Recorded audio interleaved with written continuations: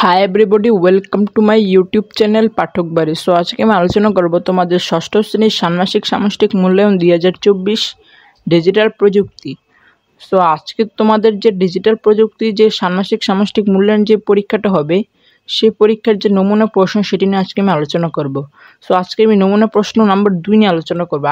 আগে কিছু প্রশ্ন আলোচনা করেছি, আজকে আরও কিছু প্রশ্ন নিয়ে আলোচনা করব।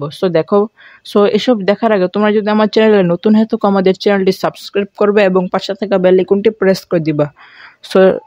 সো দেখো, প্রশ্ন 12, অভিজ্ঞ ব্যক্তি কাকে বলে? উদাহরণ দাও। উত্তর, অভিজ্ঞ ব্যক্তি যে বিষয়ে তথ্যের প্রয়োজন সে বিষয়ে যার অভিজ্ঞতা রয়েছে তাকে অভিজ্ঞ ব্যক্তি বলে। যেমন কৃষি বিষয় হলে কৃষক, নির্দিষ্ট রোগের উপর হলে ওই রোগে আক্রান্ত ব্যক্তি হলো অভিজ্ঞ ব্যক্তি। প্রত্যক্ষদর্শী কাকে বলে? উদাহরণ দাও। উত্তর, প্রত্যক্ষদর্শী কোনো ঘটনা যে নিজে দেখেছে তাকে প্রত্যক্ষদর্শী বলে। যেমন মুক্তিযুদ্ধ নিয়ে কোনো তথ্যের প্রয়োজন হলে এক্ষেত্রে প্রত্যক্ষদর্শী হতে পারে একজন মুক্তিযোদ্ধা। ভুক্তভোগী কাকে বলে? উদাহরণ দাও। উত্তর, ভুক্তভোগী যে বিষয়ে তথ্য প্রয়োজন সেই বিষয়টির কারণে সরাসরি ক্ষতিগ্রস্ত হয়েছেন এমন কাউকে বলা হয় ভুক্তভোগী। যেমন বাল্যবিবাহের ক্ষেত্রে বাল্যবিবাহের শিকার হয়েছেন এমন কেউ, তার অভিভাবক হলো ভুক্তভোগী।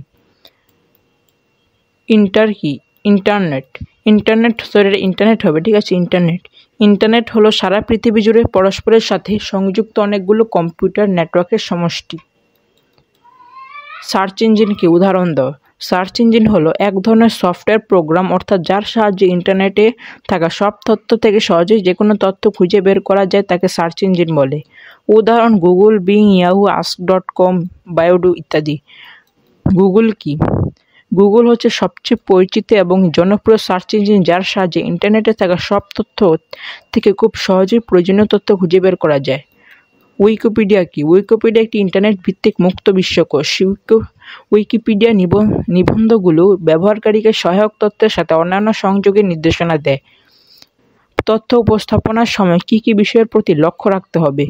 উত্তর, তথ্য উপস্থাপনার ক্ষেত্রে লক্ষ্য রাখতে হবে যে উপস্থাপনাটি যেন অল্প সময়ের মধ্যে সম্পন্ন হয় এবং উপস্থাপনার মূল বিষয়বস্তু সবার কাছে তুলে ধরা যায়। কোন মাধ্যমে তথ্য উপস্থাপন করা যায়? লেখো। তথ্য উপস্থাপনার ক্ষেত্রে আমরা দেয়ালিকা, পোস্টার, পাওয়ার পয়েন্ট উপস্থাপনা ইত্যাদির মাধ্যমে উপস্থাপন করতে পারি। তথ্য ব্যবহারের সময় যা করা উচিত এবং যা করা উচিত না বলে তুমি মনে করো? উত্তর, তথ্য ব্যবহারে আমাদের দায়িত্বশীল হতে হবে। সঠিক উৎস থেকে তথ্য সংগ্রহ করে সঠিক জায়গায় আমাদের তথ্য ব্যবহার নিশ্চিত করতে হবে। যাকে তথ্য দিচ্ছি তিনি সেটা সঠিকভাবে ব্যবহার করতে পারছেন না এমন তথ্য দেওয়া উচিত না। সো আমরা পরবর্তীতে নমুনা 3 নিয়ে আলোচনা করব। এসব ভিডিও পেতে তোমাদের অবশ্যই আমার চ্যানেলটি সাবস্ক্রাইব করে রাখতে হবে এবং পাশে থাকা বেল আইকনটি প্রেস করে দিতে হবে। সো আজকে এই পর্যন্ত, তোমরা ভালো থেকো, সুস্থ থেকো। আসসালামু আলাইকুম ওয়া রাহমাতুল্লাহি ওয়া বারাকাতুহু।